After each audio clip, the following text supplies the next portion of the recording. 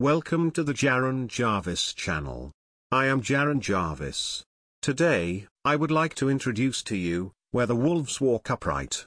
There is a place in the backwoods of the high country where there aren't any towns or villages. It's too remote for all but the most rugged settlers.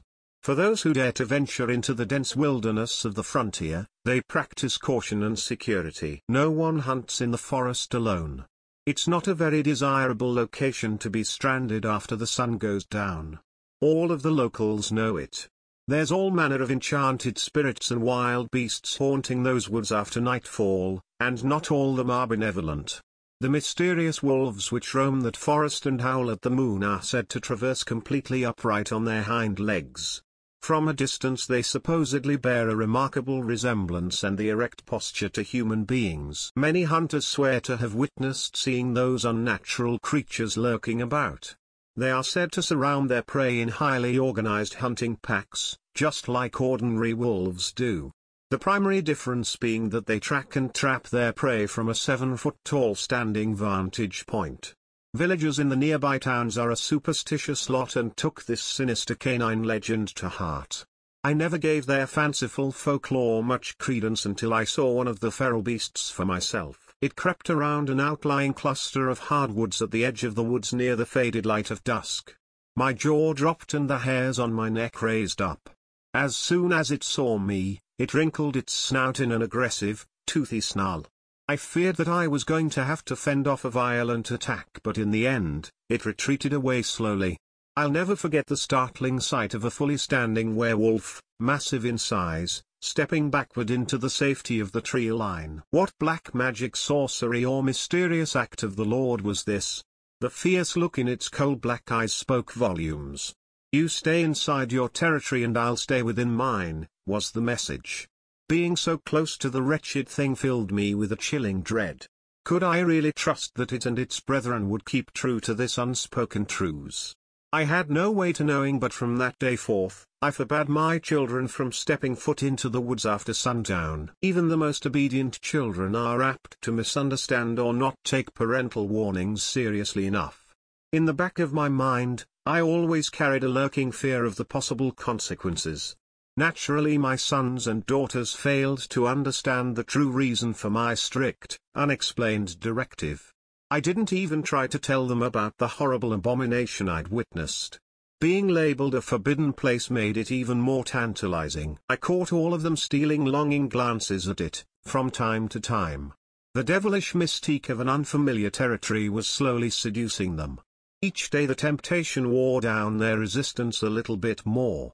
The greater opposition I raised to the damned labyrinth of trees, the heavier their curiosity bore upon them. All too soon, the situation I dreaded came true. I awoke to find that my eldest two children couldn't resist the allure of the woods any longer. They had crept outside to explore it, apparently. Their beds were vacant, the candle box was missing, and the hen eggs were still uncollected from their chicken coop chores. Calling out their names at the edge of the woods proved futile. They had too much of a head start wandering the dense highlands. I gathered up my rifle and gunpowder pack for the unpleasant task ahead of me. An occasional drip of congealed wax upon fallen leaves confirmed their path. I was relieved to feel that it was still a bit warm to the touch. That was a sign they weren't too far ahead. By mid-morning, I had picked up and lost their trail several times. Other things were active along the well-worn deer paths. The disturbed leaves and brush I found wasn't proof of their presence any longer. They would have blown out the melting candle with the full rise of the sun. From there, the wax trail went cold. I yelled and shouted their names.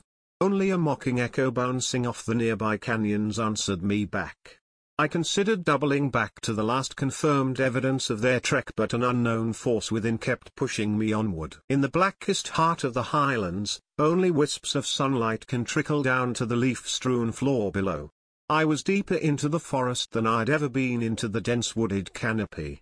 Suddenly, I felt a significant presence nearby. A dark entity was watching. I turned to face the same ferocious mongrel which had haunted my nightmares since the first day I saw it. This time the standing alpha leader wasn't alone. I was surrounded by a half-dozen other attack-ready wolves. he snarled while the others in the pack remained silent in hierarchical respect. I had my gun at the ready but could only take out one of them before the rest pounced on me. He was the obvious choice for my musket volley.